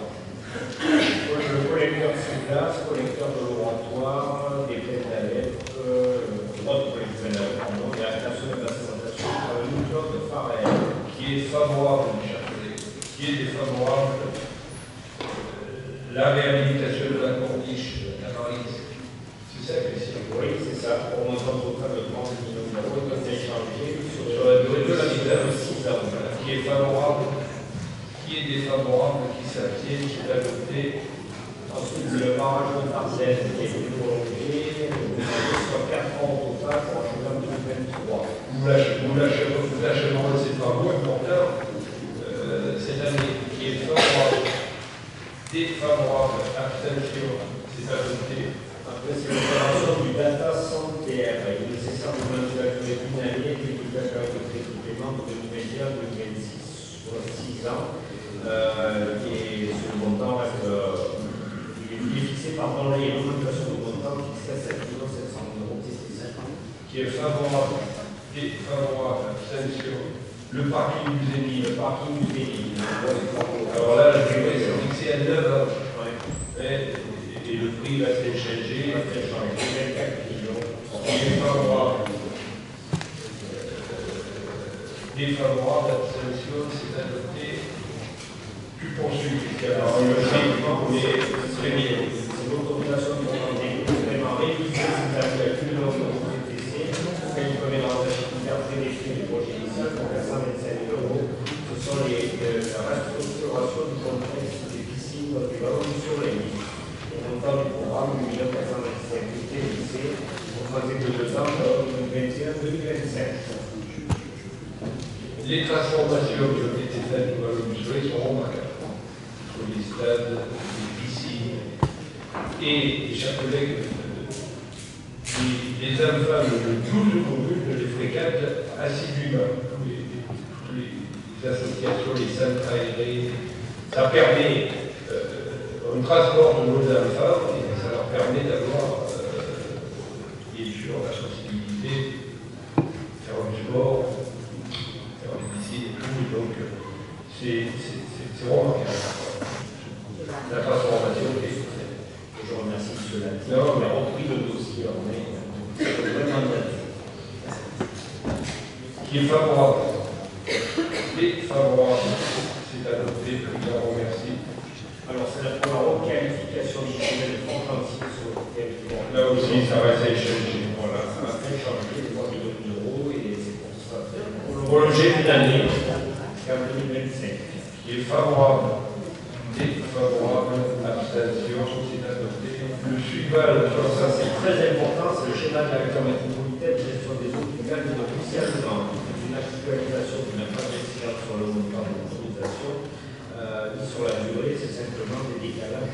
dans les années pour les crédits de paiement. Là, on reste fixé à 4 ans, c'est-à-dire de 2021 à 2024. Très bien. Qui est favorable? Défavorable, abstention, c'est adopté. Cette fois-ci, c'est pour l'année généralement 2026 sur le territoire de Toulon. La durée réduite de 2022 à 2024 pour aucun paiement est intervenu en 2021. Le montant a changé 4 300 000 euros. Qui est favorable? Défavorable, abstention, c'est adopté. Cette fois-ci, c'est pour l'aménagement de la corniche type de Poitiers à la Seine-sur-Mer. Le montant du programme fixé initialement à 2 600 000 est ramené à 1,9 million. La nouvelle durée d'autorisation de programme est fixée à 4 ans. Qui est favorable? Défavorable, abstention. Ensuite, c'est la création d'une autorisation de programme pour la qualification de la rue de la Cotassini à Toulon. Compte tenu de l'ampleur des travaux réalisés, il est proposé d'autoriser le programme des investissements à hauteur de 4 200 000 TTC sur une durée de 3 ans. Qui est favorable? Défavorable, abstention, c'est adopté. La suivante. Ensuite, c'est alors là, nous changeons. C'est le classement de loi et réseau de bassin de rétention de lotissement Riata situé sur la commune de Revette des Eaux. C'est permettre l'intégration de la voirie dans le journée de Faux-du-Pin, parce que c'est une voirie qui aussi débouche sur notre voirie. Oui, elle débouche sur une voie publique qui s'appelle le chemin du Val d'Ardenne. Voilà. Qui est favorable? Défavorable, abstention, c'est adopté. La suivante. C'est la suppression de la surtaxe du syndicat d'alimentation en eau du budget métropolitain sur le périmètre de la gare. Il faut savoir qu'avant, il y avait 3 budgets, que ces 3 budgets sont rendus caducs, puisqu'ils sont dans un seul budget. Il est désormais, le président peut organiser le flux des virements de crédit, donc il est plus ouvert pour mettre en place la surtaxe. Qui est favorable? Défavorable, abstention, le suivant. Alors là, c'est la modification de la réduction de la foncière des bails affectés aux différents parties de nouveau modèle de santé Rivière. Tout simplement, récupérer une session de parcelles supplémentaire et on est obligé de modifier notre délibération du 28 juin 2022. Voilà, il n'y a pas d'incitation financière qui est favorable, mes chers collègues, qui est défavorable, qui s'abstient, c'est adopté. Je vous remercie. Merci. Allez, Gilles, parle-nous de l'EcoWatt. Monsieur le Président, mes chers collègues, merci. Alors, c'est un dispositif qui est important, parce que, comme vous le savez, on risque d'avoir des coupures d'électricité dans le risque dans le quotidien. Et le système d'EcoWatt va permettre à nos habitants et à nous-mêmes de savoir à quel moment nous risquons d'avoir un risque de coupure, puisque ce dispositif permet sur Internet de savoir quelle est la puissance qui est appelée et donc de se dire, compte tenu de cette puissance appelée, il y a un risque que la puissance appelée soit supérieure à la puissance qui pourrait être fournie. Ça, c'est le premier point. Donc, accessibilité et information du public sur Internet, c'est une barre qui est couleur quand elle est verte, c'est plutôt bien, quand elle est rouge, elle est. Le deuxième dispositif, c'est l'engagement des collectivités par ce dispositif EcoWatt et par sa charge de mettre en œuvre un certain nombre d'actions pour diminuer la consommation, notamment par des différents dispositifs, que ce soit dans les habitations, ou que ce soit dans nos immeubles, dans tout le patrimoine que nous possédons. Voilà, donc c'est une charte. La charte nous engage à faire ces actions. La contrepartie, EcoWatt s'engage aussi à nous informer et nous aider. Nous avons été réunis en préfecture. Moi, j'ai donné mon avis sur ces coupures d'électricité. Je ne pensais pas. Je suis d'une génération qui est née juste à l'après-guerre. On nous a raconté ce qu'étaient les coupures d'électricité. Je ne pensais pas que pays, la France, nos pays, puissent arriver à cette extrémité-là. Je souhaite qu'on puisse ne pas l'utiliser,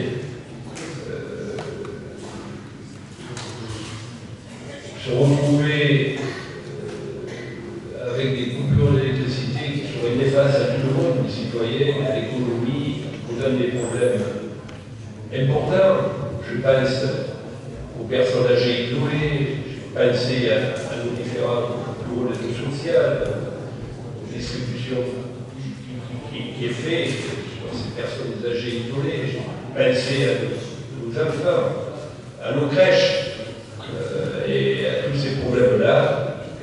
Je souhaite qu'on puisse éviter ces coupures de courant, et comme dire, je l'ai dit, et il faut savoir dire ce qu'on ressent.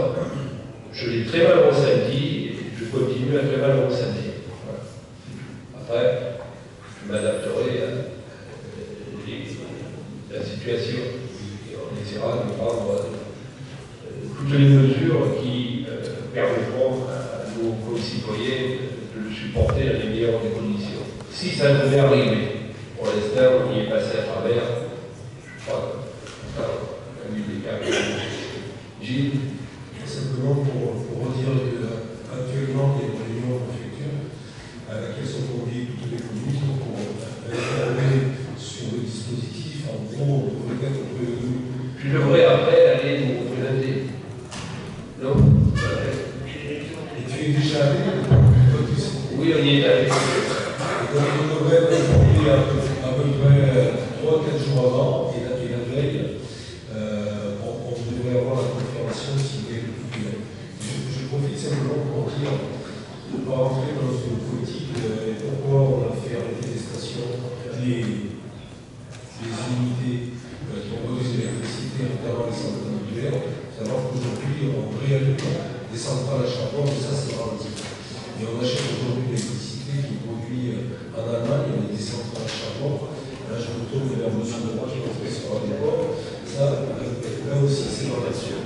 Mais très simplement, moi je me réjouis. Nous avons dans notre métropole le premier producteur d'électricité du Var. C'est l'usine de valorisation énergétique de nos déchets qui produit près de 120 000 MW chaque année. Et quand je pense qu'il y a quelques années, cette usine a été déployée, je salue les anciens qui à l'époque ont pris cette décision. Ils ont eu raison. Mais je me suis exprimé pour la bonne et simple raison, c'est que j'ai été parlementaire quelques années et que j'ai toujours été pour les centrales nucléaires. Et je me suis fait décrier plusieurs fois en disant que c'était scandaleux d'être contre le nucléaire. Pourtant, ceux qui avaient cette vision-là, une fois de plus, c'était dans le bon sens et dans le bon. Voilà. Il faut l'écologie nécessaire, indispensable, et on s'y adapte tous. Je l'ai dit, je le redis, moi j'ai pas connu un maire qui ne fait pas le juste équilibre entre le développement de son territoire et la préservation de son environnement naturel. S'il ne le fait pas, le citoyen le sanctionne. C'est clair. C'est la première des feuilles de route que nous avons, nous les maires. Donc, mais on est arrivé après, comme ça, à faire progresser une écologie punitive. Et ça, c'est pas normal. Voilà. Donc, il faut trouver le bon équilibre. Il faut trouver le bon équilibre. Nous, on essaie de le suivre. Allez, la parole. Mes chers collègues, c'est peut-être ce matin le vote le plus politique. EcoWatt. Que nous adoptions cette charte ou non ne changera rien. EcoWatt existera. Nos administrés pourront s'y connecter, ainsi que nos collectivités, et les alertes arriveront à notre collectivité métropolitaine ou à nos communes. Si signer la charte EcoWatt ne changera rien dans la prudence et dans la nécessaire information qui pourra nous être donnée. Adopter ce matin la charte EcoWatt, en revanche, c'est adopter comme une évidence ce que le gouvernement tente de faire adopter comme une évidence. On est dans une situation compliquée, il est possible qu'il y ait des coupures d'électricité, et même, si les Français ne font pas suffisamment attention, les producteurs, ceux qui versent dans l'abondance, eh bien ils seront pénalisés, ils seront punis, les mauvais Français ou les mauvaises collectivités. On leur coupera l'électricité. Alors, téléchargez l'application EcoWatt et regardez et obéissez, parce que sinon on va vous couper l'électricité. C'est ça, EcoWatt, et en signant la charte, encore une fois, nous n'aurons pas plus d'informations ou moins d'informations si on ne la signe pas, mais on fait adopter comme une évidence ce que le gouvernement veut nous faire adopter comme une évidence. Ce gouvernement, le Premier ministre Elisabeth Borne, le président de la République Emmanuel Macron, se sont félicités, il y a encore de cela quelques mois, 20, 22, 24 mois, 2 jours, de l'arrêt de nos centrales nucléaires. Formidable pour l'environnement, il fallait en finir.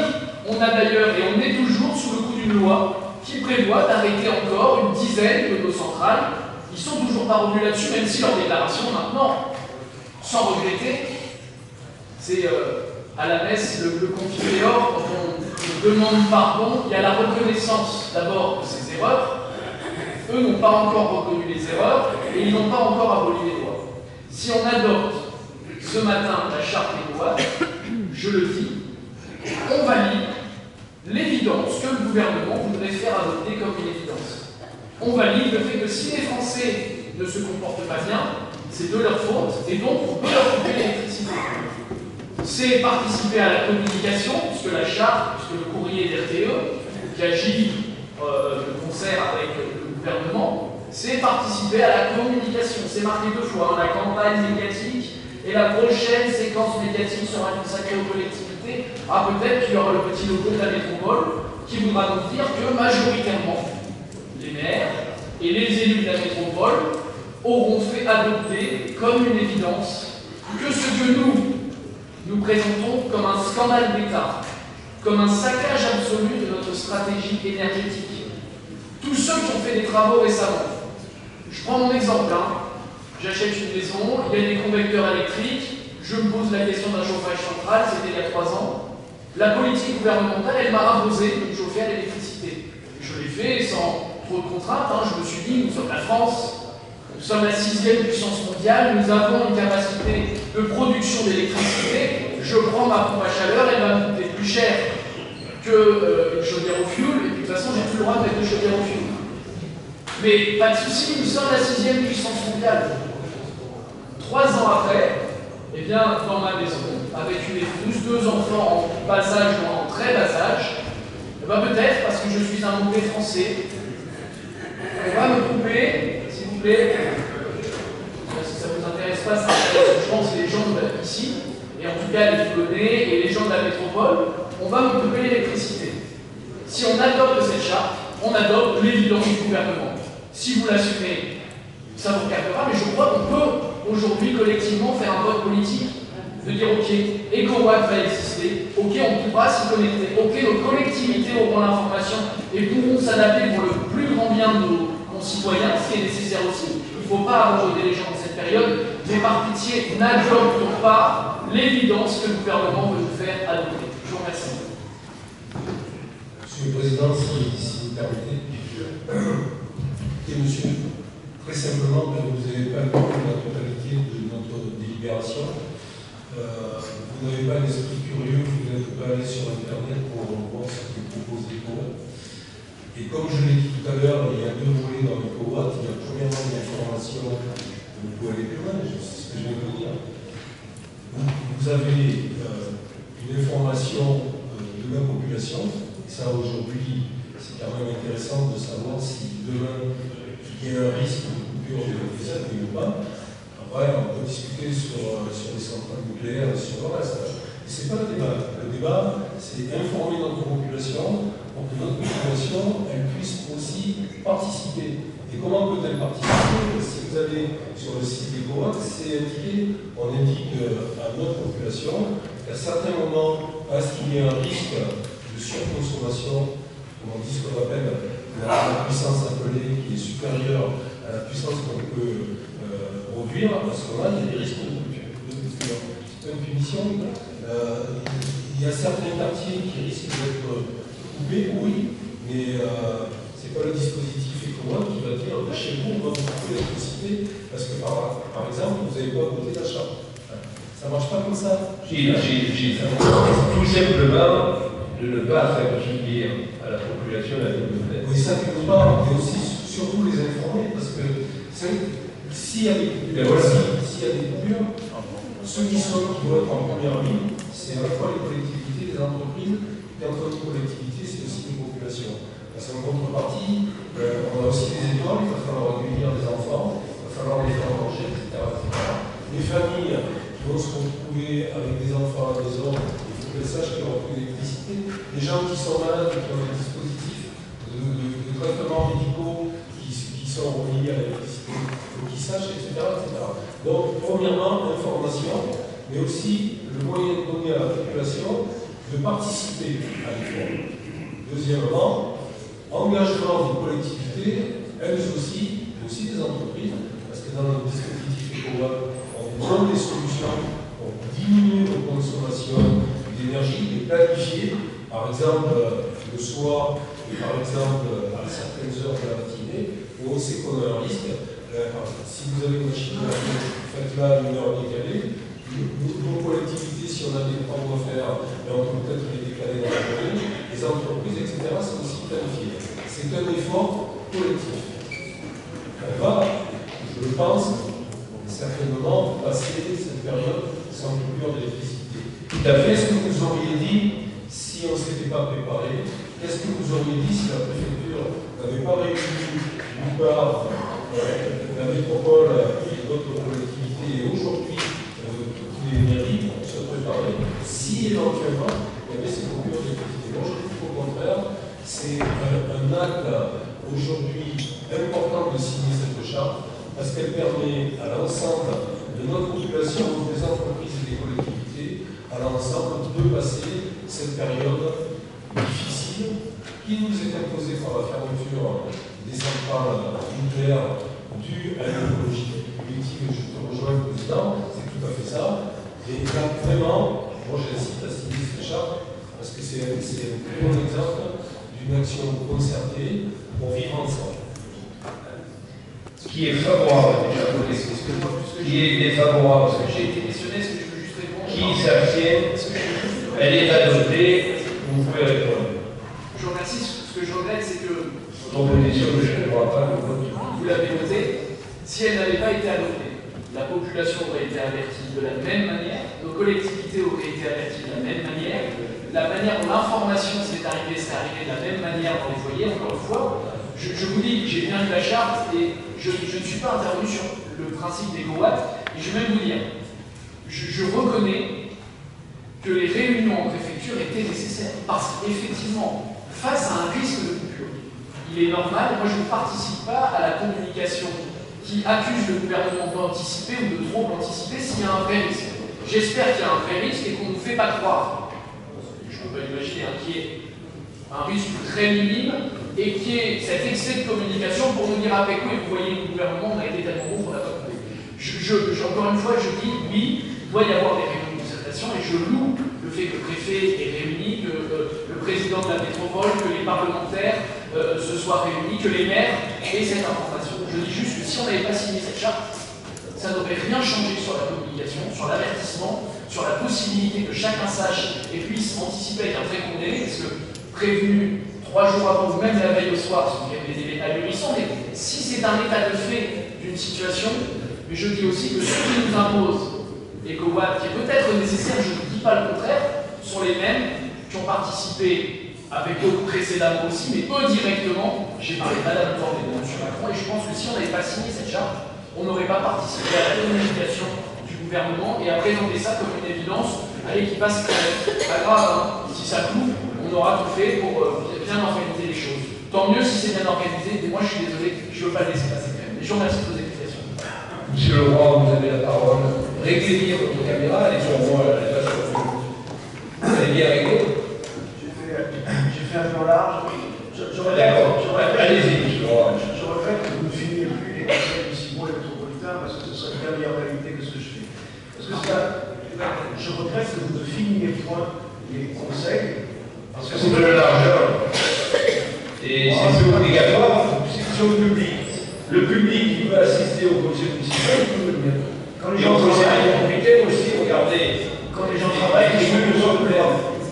Mais oui, écoutez. Ils peuvent le voir en différé, c'est ça l'avantage aussi. Allez-y, monsieur Leroy, là où j'ai vu. Vous avez parlé d'écologie politique. Et monsieur Vincent m'a interpellé. Je voulais dire que dans tout ce que j'ai défendu jusqu'à présent. On ne va pas attaquer vous, hein. Je ne vais pas attaquer monsieur Leroy. D'accord, je veux juste. Ah non, je n'ai pas cité de. Alors, je ne me permets pas. Vous savez, moi j'ai gardé une éthique. Jamais j'attaquerai la personnalité des femmes, c'est la vie des femmes, qui je suis moi des femmes, j'attaque une idée, jamais. Je n'ai pas parlé de M. Leroy, j'ai parlé de l'écologie. Je voulais juste dire que je respecte ce que vous développez et bien sûr les actions que vous souhaitez contredire. Tout à fait, allez-y, c'est pour ça que je vous dis là. Je voulais juste dire qu'il existe beaucoup d'écologie positive et que le développement des énergies renouvelables, dont l'usine de méthanisation, planter des arbres, isoler des bâtiments, que des imperméabiliser les cours d'école, développer les transports, tous les transports en commun, ce n'est pas de l'écologie négative, c'est de l'écologie positive. C'est celle-ci que j'encourage. Merci. Vous avez raison, monsieur Leroy, deux colonnes, des crédits. Il y a le positif et le négatif. Le positif, nous y participons, le négatif, on le regrette. Voilà. Mais vous n'êtes pas un cause, je vous le redis. Bien, allez, Gilles, tu vas poursuivre. Je crois que c'est la suivante. Non, c'est Jean-Pierre. Allez, jusqu'à la route. Oui, monsieur le Président. C'est la redéfinition de l'application du droit de prévention qu'on a renforcé sur la ville de Toulon. Il y a eu une lettre d'observation du préfet qui a souhaité limiter le périmètre. Ça ne pose pas de problème à la ville et donc cette modification qui est proposée.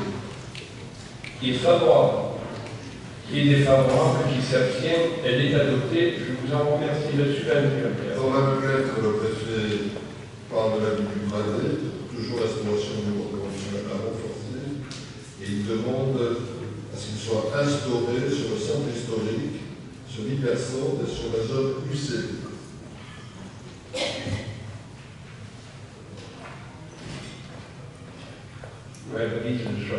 Qui est favorable, qui est défavorable, qui s'abstient.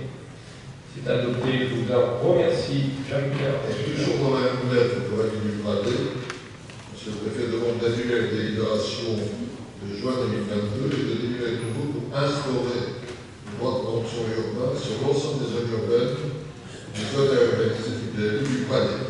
Qui est favorable, défavorable, abstention, c'est adopté. Je poursuis avec la mallette. La mallette, c'est le bilan de la mission, la préparation de la modification simplifiée dans le cadre du plan local d'urbanisme et soumis à cette délibération. Qui est favorable, défavorable, abstention, c'est adopté. Je vous en remercie. Je passe la parole à Yannick. Merci, monsieur le président. Merci, collègues. Je vais débuter tout à l'heure. Merci, monsieur le président. Nous proposons la signature d'une convention sur le financement de notre enquête mobilité. Ce projet de convention, dans cette délibération, nous proposons avec la communauté d'agglomération Provence Vert. Qui est favorable, qui est défavorable, qui s'abstient, elle est adoptée. Je vous en remercie. La suivante, Yannick. C'est la même chose avec la communauté qui est favorable, qui est défavorable, qui s'abstient, elle est adoptée et je vous en remercie. La 64. Nous proposons à votre approbation le plan d'action, le plan de mobilité employeur pour tout le Provence Méditerranée. 7 actions ont été ciblées. On travaille au sein de l'administration de Provence Méditerranée. Les services ont beaucoup travaillé. Nous avons des services de qualité, une administration qui travaille et des élus qui l'accompagnent. Voilà. Qui est favorable à la 64, qui est défavorable, qui s'abstient. Elle est adoptée. Je vous en remercie. Alors, pour les prochaines délibérations, il est demandé aux administrateurs, c'est-à-dire M. Bonnefoy et M. Jérôme Leroy, de sortir de la salle. Et je vais laisser la parole à Yannick pour la 64. C'est une convention quadripartite entre TPM, le ministère des Arts et de la RMTT. C'est une prolongation de convention pour nous permettre d'aller jusqu'au 30 avril 2023, qui est la fin de la délégation de service public actuelle. Qui est favorable, qui est défavorable, qui s'abstient, elle est adoptée. Je vous en remercie.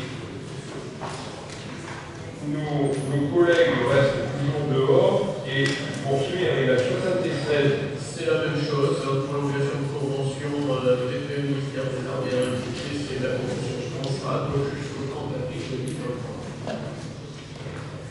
Qui est favorable, qui est défavorable, qui s'abstient, c'est adopté. Nos collègues peuvent réintégrer leur place et je poursuis avec la 77. Il s'agit du versement à la commune de la Seine-sur-Mer, du solde d'une opération que la Seine-sur-Mer avait pilotée, co-pilotée entre le TPM, pour le compte de TPM et la commune elle-même sur le précurseur Tamaris. Qui est favorable, défavorable, abstention, c'est adopté. Je poursuis avec la 78. La 78, le 1er juin 2022, la métropole a créé un budget annexe par métropolitain. Donc l'ensemble des communes ont travaillé sur leur tarification en harmonie avec les élus maires concernés et c'est l'objet de cette délibération pour l'année 2023. Une fois de plus, on trouve là qu'il n'y a pas de super commune, ni de super président, ni de super maire, il y a des maires, et que la métropole adopte toujours les décisions qui sont prises par les maires et leurs conseils municipaux. Et favorable, défavorable, abstention, c'est adopté, et je me la parole à l'avocat Chevalier. Merci, Monsieur le Président. Il s'agit tout d'abord d'autoriser la signature des avenants au contrat de concession à la Chambre de commerce et des sports pour prolonger de 3 mois plus tard au cas échéant afin de terminer sereinement la procédure de délégation de service public. Qui est favorable, défavorable, abstention, on est adopté. Robert, je poursuis avec la 80. C'est la mise à jour du crédit de paiement de l'autorisation programme qui concerne la connexion électrique des quais du port de Toulon. Chers collègues, c'est un dossier important qui fait couler beaucoup d'argent. Et ces bateaux, on électrifie de Toulon et de Metz à la Seine. Je vais organiser une visite, si vous le souhaitez, collègues, pour vous faire voir ce qu'est l'électrification du quai. Beaucoup de concitoyens disent, mais c'est pas fait. Vous savez, comme c'est à la maison, on met la prise sur le chauffage. Voilà, et le prise d'électricité. C'est une véritable usine de transformation d'électricité qui permet l'électrification des quais. Et la technicité, l'importance de cet investissement est remarquable. Voilà la raison pour laquelle tout ne peut pas se faire aussi rapidement que nous le souhaitons. Ça va très bien. Cette usine est quelque chose d'exceptionnel. Je vous inviterai à venir la visiter. Voilà. Qui est favorable. Défavorable, remercie. La 89. Il s'agit d'une série de délibérations qui vise à approuver des évolutions de tarifs sur différents sites portuaires. La 89 concerne le port de l'égal de vente et représente le 3% des tarifs du pillage et des redevances de stationnement. Qui est favorable? Défavorable. Abstention. C'est adopté. La 82. Même pourcentage sur les droits de port négativement. Qui est favorable?